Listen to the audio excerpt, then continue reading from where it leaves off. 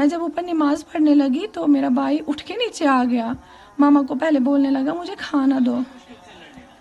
मामा ने बोला कि बेटा रुको, नमाज पढ़ेंगे फिर सब साथ में खाना खाएंगे। तो मामा नमाज पढ़ने लगी, मेरा भाई बैठा हुआ था रूम में।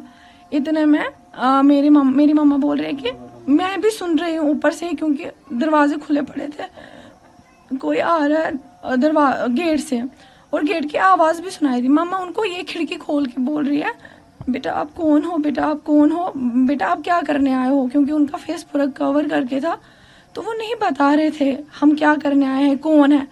और मेरी मम्मा उनको देख ही रही है तो वो मेन दरवाजे तक पहुंच गए जहाँ से अंदर आने का रास्ता है।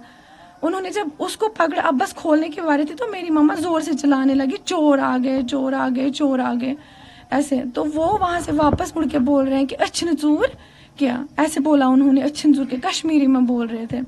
तो अंदर से मेरा भाई जो है वो मम्मा की आवाज़ें सुन के दरवाजे के पास चला गया।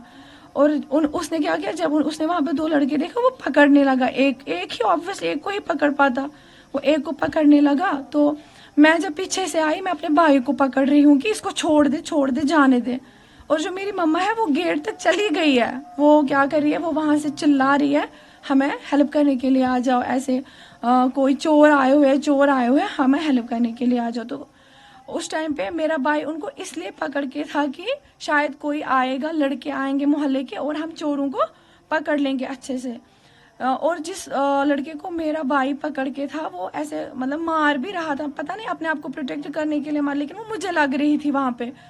तो उन्होंने क्या किया, जो दूसरा वाला स्टैंड था वहां पे उसने काम किया, वो मेरे भाई को मतलब ऐसे धक्के दे रहा था प्रोटेक्ट करने के लिए उस वाले बंदे को। तो इतने में उन्होंने क्या किया, उन्होंने पिस्टल निकाला अपने जेब से और मेरे भाई पे शूट कर दिया उन्होंने। तो इतने में ये भागने लगे जोर से, मैं इनके पीछे देख रही हूँ कि ये भाग रहे हैं, उन्होंने पहले गेट खोल के ही रखा हुआ था, मैं देख रही हूँ कि ये भाग रहे हैं। तो उनके पीछे बैग जो 2 थे, छोटे छोटे, बड़े नहीं थे बट वो शोल्डर वाले 2 बैग्स थे उनके पास। और बात ये हुई कि मैं अपने भाई को ऐसे खून में लथपथ देख रही हूँ और मैं चिल्ला रही हूँ कि हमें कोई हेल्प करने आ जाओ। और उन्होंने उस फायर के बाद उन्होंने और 2 फायर किए, ईयर में किए वो दोनों। उससे क्या हो गया कि जो हमारे यहाँ से नेबर्स हैं या गांव के लोग हैं उनमें दहशत फैल गया कि बाहर गोलियां चल रही है, ताकि कोई हेल्प करने के लिए ना, और आया भी नहीं उस टाइम कोई, क्योंकि हर किसी को अपनी अपनी जिंदगी बहुत प्यारी होती है, नहीं आया कोई।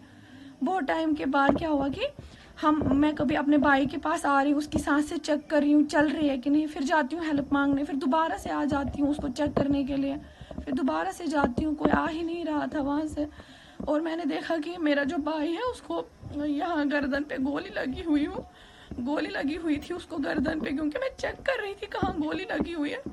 इतने में क्या हुआ, मैं फिर से चली गई हेल्प मांगने। इतने में मैंने देखे लड़के आ रहे हैं हमारे नेबर्स, तो उन्होंने क्या किया काम, उन्होंने मेरे भाई को वहां से उठाया और लेके गए वहां तक जहाँ से गाड़ियां निकलती है, क्योंकि यहाँ मेरा बाप तो था नहीं, बड़ा भाई भी था नहीं, तो कोई नहीं, हमारे पास उस टाइम बाइक थी, हम नहीं निकाल सकते थे उनको कहीं। तो वहां जब हमने उनको, वो लड़के जब ले जा रहे थे, तो मैं वहां पे मस्जिद भी है, मैं मस्जिद का दरवाजा जो है वो बहुत जोर से नॉक करने लगी कि अबू जी बाहर आ जाओ, हमारे भाई के साथ ऐसा हो गया, हमारे भाई के साथ ऐसा हो गया। तो सारे नमाज वाले जो है वो बाहर आए और मेरे अब्बू ने देखा अपने बेटे को वहां पे पड़ा हुआ, तो उसके बाद उन्होंने उसको उठा के ले गए उसको हॉस्पिटल। और मैं फिर वहां से मुझे मैं घर आई थी, फिर उसके बाद मुझे कुछ नहीं पता। तो क्या चाहते हो? हम ये चाहते हैं कि हम ये पता करवाने चाहते हैं कि वो लोग आखिर है कौन, क्योंकि ऐसा भी तो नहीं चलेगा ना कश्मीर में कि अब लोग आके घर में लोगों को मारेंगे।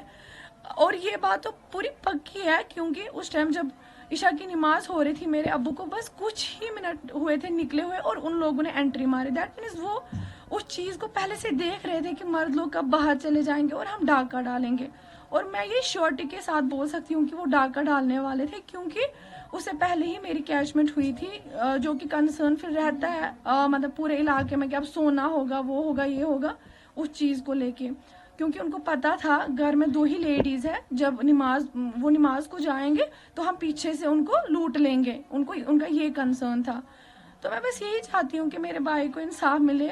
वो बेचारा बहुत छोटा था, 11th में पढ़ रहा था, और 2 दिन फिर वो सिकम्स में सोहरा में वो एडमिट था बेचारा, मतलब वेरी क्रिटिकल कंडीशन में।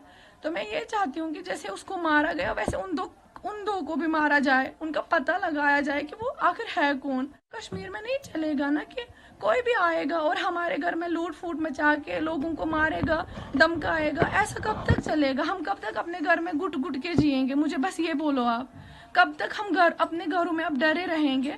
अपने घर में रहने से भी डरेंगे, क्योंकि तब से क्या हो गया है, हम किसी रूम में जाने से भी डरते हैं। बहुत डर लगता है कि हम अगर रूम में चले गए, क्या पता कोई हो वहां पे। और ऐसा कब तक चलेगा?